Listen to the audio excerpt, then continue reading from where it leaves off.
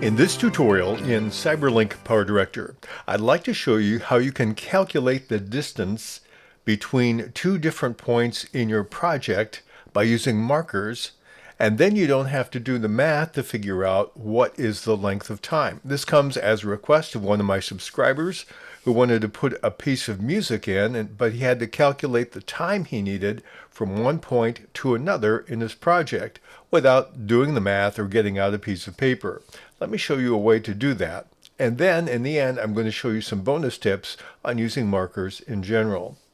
So let's assume I have these 4 clips, and for some reason I want to find 2 different places where I want a piece of music to start and stop, and I need to calculate how long should the music piece be.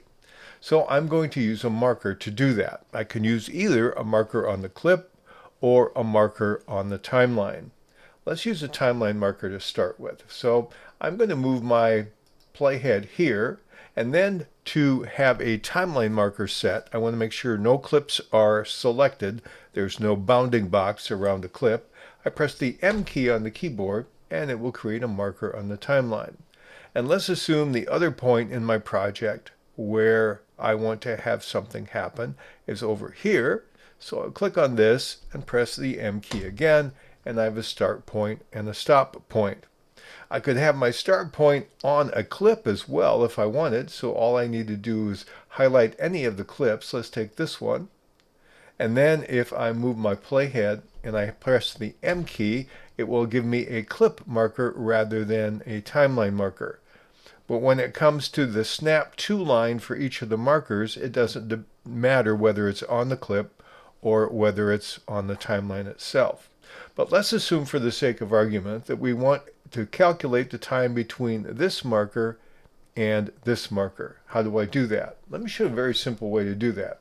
I'm going to go to my title room, and I'll take any title, it doesn't matter which one, drag it down and do the snap to so it snaps to my left marker, and then I'll drag over here so it snaps to my right marker, and I'll go trim only. And then all I have to do is, with my title highlighted, I click on my clock above the timelines, and it tells me I am 59 seconds and 14 frames.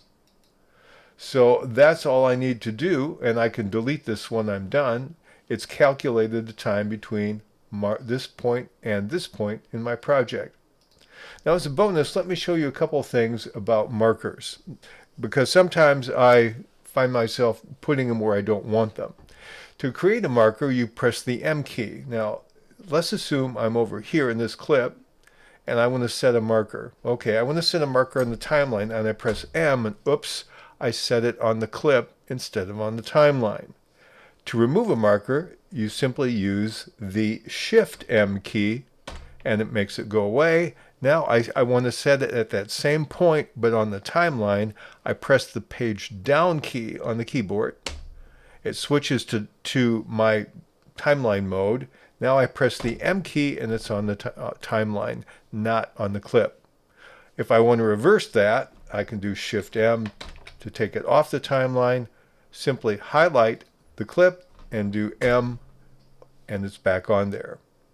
So that's a way to shift between a marker on the timeline and a marker on your clip. So I'm going to take that away with Shift M. Now, if I want to remove all the markers in the timeline, I'm going to press the page down key so I'm in timeline mode. Then all I need to do is do Control Shift M, and all the timeline markers will go away. Likewise in the clip. If I'm in a clip and I'm going to set some more markers inside a single clip, I'll set several here. If I want to make them all go away, I do Control Shift M, they all disappear. So that's an easy way to do that. Let me show you something else about markers that you might find helpful. I'm just going to set several over here randomly.